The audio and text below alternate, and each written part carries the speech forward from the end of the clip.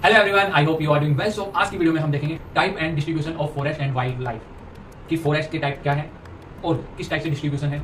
So let's see. देखो, हमें forest को, वाइल्ड लाइफ को क्यों रिजर्व रखना चाहिए? क्योंकि जो चैन होती है, आपने फूड चैन के बारे में पढ़ा होगा, तो वो डिस्टर्ब हो जाती है। अगर आपने वाइल्ड लाइफ के ऊपर ध्यान नहीं दिया, फॉरेस्ट के ऊपर ध्यान नहीं दिया, फॉरेस्ट वैसे भी जरूरी है क्योंकि पोल्यूशन को कम करता है, क्योंकि नीचे से भी हम जुड़ते हैं। एंड वाइल्ड लाइफ चैन को, क्योंकि एक टाइप का जब एनिमल ज्यादा हो जाएगा तो फिर क्या होगा? डिस्टेंस क्रिएट कर सकता है, तो अन्यथा वो एक चैन चलती रहती है तो उससे डिस्टेंस क्रिएट नहीं होती। तो पहले हम बात करते हैं रिजर्व फॉरेस्ट की। रिजर्व फॉरेस्ट क्या होते हैं? ये more than half of total forest land. मान लो हमने एक फॉरेस्ट लैंड ली, ठीक है, उसका मोर देन हाफ से 50 भी मान सकते हो, 60% भी रिजर्व फॉरेस्ट बनाया जाता है। मान लो आपने आप कहते हो कि इस शहर का 9 किले आप फॉरेस्ट लैंड को के अंदर आता है, ठीक है। 4.5 किले या 5 किले किस में आ जाएगा? रिजर्व में हम कर देते हैं कि उसके अंदर आप इस टाइप से एक्टिविटीज नहीं कर सकते। It is most valuable.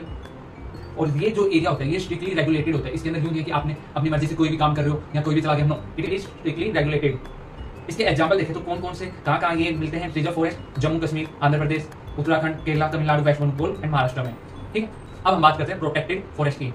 हमने पिछले रिजर्व में हमने देखा कि मोर देन हाफ, ठीक है। अब इसके अंदर क्या होगा? प्रोटेक्टेड में इसके अंदर जो टोटल लैंड होगी फॉरेस्ट की, उसके ऊपर 1/3 जो एरिया होगा वो प्रोटेक्टेड फॉरेस्ट के रूप में हम उसको देखते हैं। Protected from any further depletion. इसके अंदर क्या होता है कि इसके अंदर जैसे कि कोई एरिया फॉरेस्ट कम होता जा रहा है तो हमें उसको प्रोटेक्ट करना चाहिए। इसके नाम से हमें पता चले प्रोटेक्ट, क्योंकि आजकल क्या हो रहा है, शहरीकरण, अपन हिंदी में बोले, हम हिंदी में बोले तो शहरीकरण बढ़ रहा है, तो उसकी वजह से जो पेड़ काटने पड़ रहे हैं या हाईवे बन रहे हैं उनके लिए थोड़े पेड़ काटने पड़ रहे हैं, तो फॉरेस्ट कम हो रहा है। तो उसके लिए हमें क्या करना पड़ेगा? प्रोटेक्टेड, उस चीज को बचाना पड़ेगा। तो दैट्स वाई हम क्या बनाते हैं? प्रोटेक्टेड फॉरेस्ट हम बनाते हैं। अब ये कहाँ कौन कौन से एरियाज में मिलते हैं? जैसे बिहार हो गया, हरियाणा, पंजाब, हिमाचल प्रदेश, उड़ीसा, राजस्थान। अब हम बोलते हैं ये परमानेंट फॉरेस्ट है। परमानेंट फॉरेस्ट को हम कैसे बोलेंगे? Permanent forest is equal to reserve forest and protected forest. हम रिजर्व और प्रोटेक्टेड को मिलाएंगे तो that will be permanent forest. वो एरिया परमानेंट फॉरेस्ट हो गया। और ये हम क्यों करते हैं? इससे हमें क्या क्या फायदा होता है? इससे हमें टिम्बर मिलती है, अदर फॉरेस्ट प्रोडक्ट्स मिलते हैं, जिससे कि काफी डिफरेंट इंडस्ट्री में हेल्प होती है।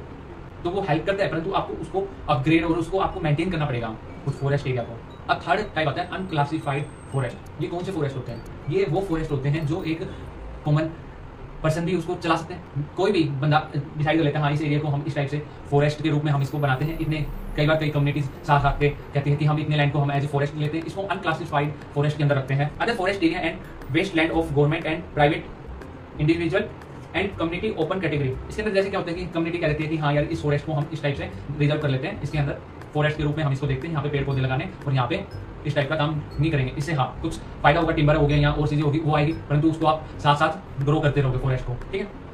ये फॉरेस्ट कहाँ मिलते हैं? नॉर्थ ईस्टर्न स्टेट में मिलते हैं। जो नॉर्थ ईस्ट है कौन कौन से हो गए? नागालैंड, अरुणाचल प्रदेश, सिक्किम, मेघालय, उस साइड ये फॉरेस्ट देखने को मिलते हैं, या गुजरात में।